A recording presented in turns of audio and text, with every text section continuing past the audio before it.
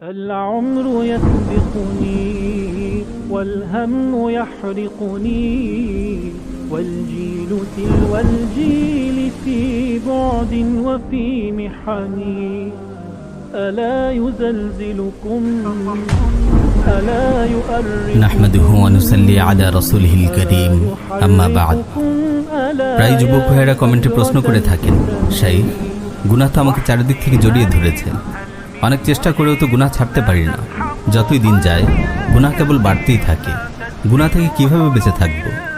আমার প্রিয় ভাই ও বোন, আপনি যে গুনাহ থেকে বাঁচতে চান এটিই প্রমাণ করে আপনার হৃদয়ে আল্লাহ কল্যাণ রেখেছেন, আপনার ভেতরে ঈমান আছে, তাই গুনাহ পরিত্যাগ করার জন্য আপনি অস্থির হয়ে উঠেছেন।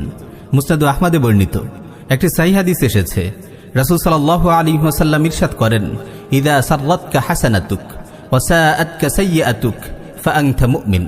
আপনার নেক আমল যখন আপনাকে আনন্দিত করে এবং বদ আমল যখন আপনাকে ব্যথিত করে তবেই আপনি মুমিন।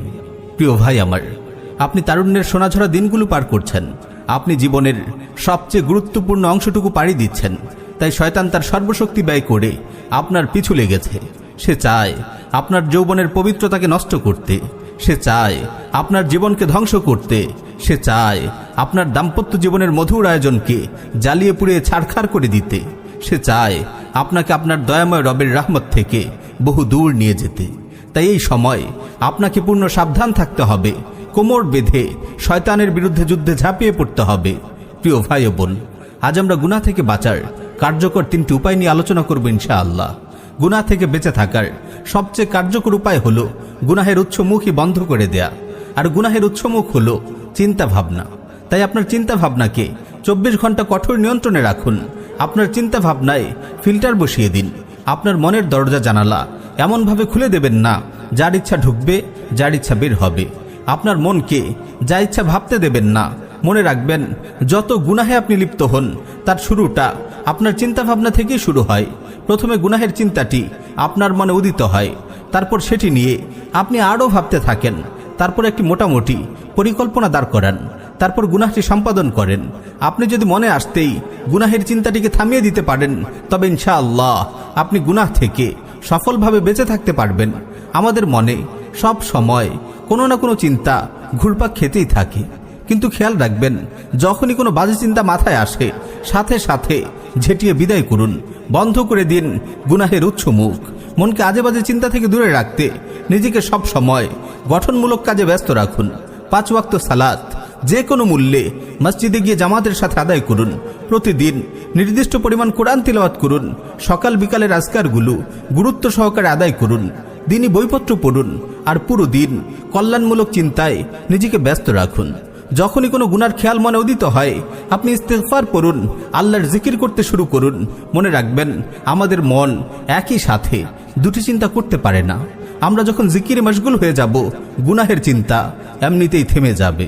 প্রিয় ভাই ও বোন, শয়তান বারবার আপনার হৃদয়ে কুমন্ত্রণা দেবে, আপনার অন্তরে গুনাহের চিন্তা ঢুকিয়ে দিবে। শয়তানের একটি বিষাক্ত তীর হলো কুদৃষ্টি। আপনি কঠোরভাবে আপনার নজরের হেফাজত করুন।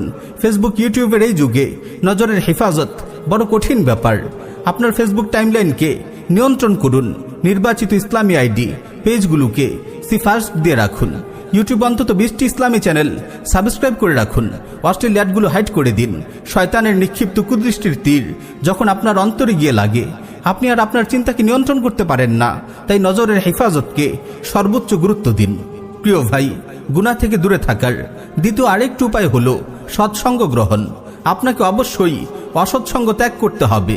দেখে শুনে নামাজি নেককার লোকদেরকে বন্ধু হিসেবে গ্রহণ করুন, যাদের দেখলে আপনার আল্লাহর কথা মনে পড়ে, আখিরাতের কথা মনে পড়ে।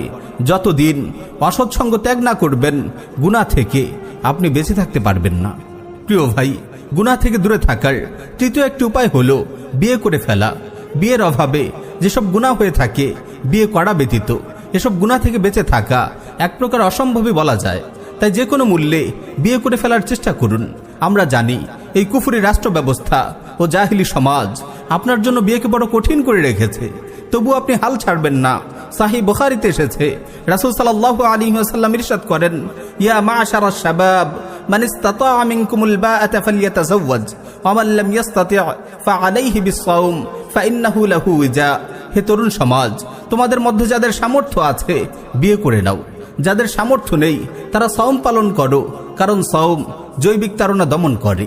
প্রিয় ভাই, দুনিয়াতে একটি সুখময় জীবনের জন্য এবং আখিরাতে জাহান্নামের কঠিন আগুন থেকে বাঁচার জন্য আপনাকে মরণপণ সংগ্রাম চালিয়ে যেতে হবে। আপনি যদি আপনার যৌবনকে পবিত্র রাখতে পারেন, তারুণ্যের উর্বর দিনগুলোতে ইবাদতের ফসল ফলাতে পারেন, তবে আল্লাহ তাআলা আপনার জীবনকে সমৃদ্ধি ও সাফল্যে ভরে দিবেন। আল্লাহ আমাদের সবাইকে আমল করার তৌফিক দিন। আমিন ইয়া রাব্বাল আলামিন।